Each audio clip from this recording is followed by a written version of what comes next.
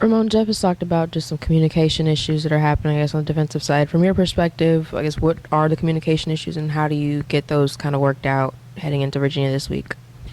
I would say we've all struggled with communication, not just coaches but players. Everybody needs to work on communication. I would say to sum it up in 3 words, we need to work on our communication, execution, literally the little details, and we're gonna work on that. We're gonna get better, and it's just about getting better each day. And it's a one-game season, so we're gonna focus on improving on the things we've done bad these past couple games and get improved.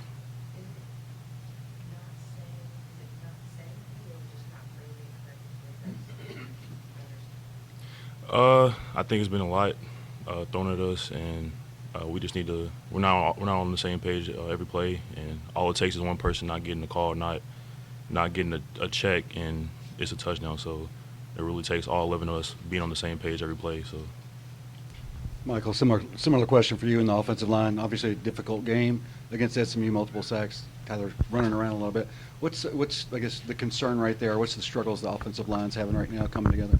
Yeah, I mean, it all goes back to communication, like you said, and just everybody on the O-line. I mean, there's 5 guys, so every 4 people can do right and 1 person can do wrong, and it's messed up for everyone. So I just say taking turns, everybody having their one bad play, taking turns, and it affects drives. I mean, we had a few first down sacks, first down holdings, and those kind of kill drives. You eliminate those, and we're just keep pushing forward down the field.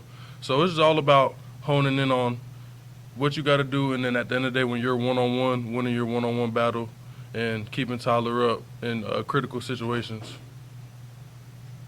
Ramon, 1 touchdown is pretty good. 2 touchdowns got to be beyond even your wildest expectations. What's it been like? When's the last time you had scored a touchdown? Is it back at Eastern? Yeah, last time I scored was in high school. It was a while ago, but it's pretty cool. I didn't expect to get in the end zone, but what's more important to me is winning, and that's what I'm focused on. I want to get back to the ACC championship, and that's still our goal. We have 6 games left in our conference, so that's what we're going to focus on. How would you guys describe the mood of the team after that? Disappointed, angry, still confident? How would you describe it? Yeah, I mean, of course, after losing back-to-back games, especially, like, it's disappointing. And, of course, we always want to win at home. So it was definitely disappointing after losing the game at home.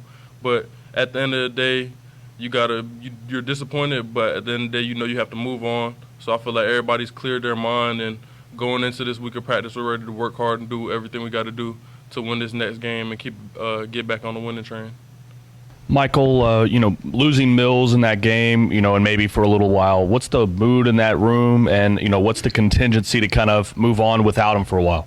Yeah, I mean, it's always tough losing guys, but that's just how it goes every season. I mean, every season you're just going to have people get banged up, people get hurt. So right now we're just trying to be there for him, keep him uplifted. He stayed positive. He's just trying to work to get back out there with us. But it's always next man up, and I feel like we got a bunch of guys in that room ready to go attack and go out there. I feel like Trey Sylvester and she did a good job bumping over to left side and trying to do their best to help us win the past game, and they're going to be big for this next game just to keep moving forward and keep working at practice to get better and hold down that left side.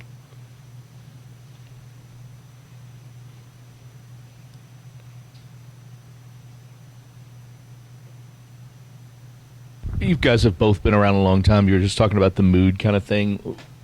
I assume you are among the leaders. Are there other guys that maybe step up now and say, to try to keep everybody focused and together? Yeah, I feel like Tyler does a really good job of that. He's someone who's big. I try and talk to the guys. We got Pete. He tries to keep everyone up in the O-line room. Just everybody. It's different ways to lead, so you don't have to just bring everybody up and give them a whole speech. Sometimes it's just texting guys separately, talking to each other like outside of football, just making sure everybody's getting their mind refreshed to go back out there, because at the end of the day, we have another new game. So we just got to step up. Leaders got to step up and make sure we're taking advantage of every opportunity we get from here on out. Guys, Coach's big thing today was about communication. For both of you to answer, how is it different? You've only had the one road game, but how is it different when the crowd's going crazy when you're on defense and maybe you can't hear? When you're at home and on the road, you all experience at Notre Dame when the crowd's going crazy and you're on offense and it's tough to hear and get those calls. Yeah, it's a lot harder to hear when you're at home. It's third down, the crowd gets loud, and that's really what it is. We're trying to communicate, and one person doesn't hear something, or you're not paying attention, not listening to your teammate, and we're not on the same page, and that's how a big play happens. So it's really just about communicating, emphasizing communication, working that in practice, getting those reps in so you prepare for the game. Yeah, on the flip side, on the road, just going on the road game is going to be tough every game to hear and communicate. You might have to go on silent cadence at certain places. Third down, red zone opportunities, those are always louder than usual. So it's all about just making sure you're talking to your teammates, especially on the O-line. Everything we do, we have to talk to each other. So you got to pass it down the line. It has to go from the left to the right, from the right to the left. So you just got to hone in on that. You can't make excuses, though. So even on the road, you got to make sure everybody hears the call. So we do what we got to do to move the football down the field. Both players, Puryear and Gonzalez, what do you know about Virginia? And I hate to tell you guys this, but it's not a usually place where Louisville plays well at. Do you even know that or care about that and talk about that? It doesn't really matter who the opponent is. We all go into the game with the same mindset of achieving a victory. But it's a lot like last week. You're going to have a mobile quarterback. That's what you see in the ACC, guys that they make plays on their feet. They can move around the pocket. So we're going to prepare for that this week. Yeah, I'll say I've seen a solid defense. They haven't really given up too many points this year. So from the film I watched, they usually stop the run very well and like to get to their third down packages, run a lot of twists, get back to the quarterback. So it's just going to be a big key to be able to move the ball down the field, not give up early sacks, and have holding penalties and stuff, key in on that, and just make sure we're doing our job as an offense and scoring points.